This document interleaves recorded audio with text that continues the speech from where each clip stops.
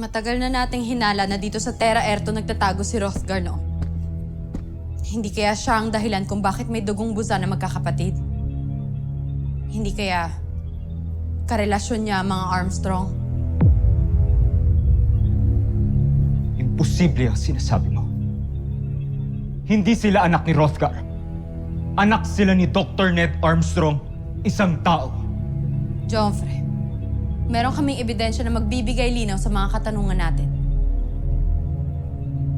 Anong ebidensya? Upang matulungan si General Draco, gumawa ako ng sarili kong pagsasaliksik tungkol kay Ned Armstrong. At meron ako natuklasan. Ano?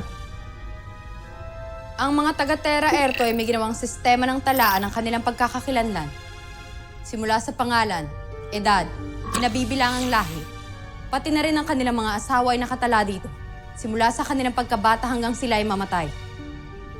At ang pangalang Ned Armstrong, wala ito sa kahit anong talaan ng dokumento dito sa Terra Erto, Joffrey. Kung ganun, sinasabi mong si Hrothgar at si Dr. Ned Armstrong ay iisa. Posible.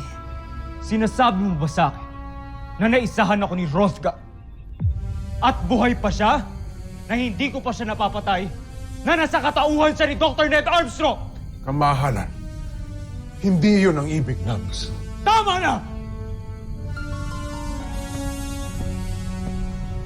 Huwag niyong ipilit ang imposible! Pinatay ko na si Hrothgar at yun lang ang katotohanan ng paniniwalaan ko.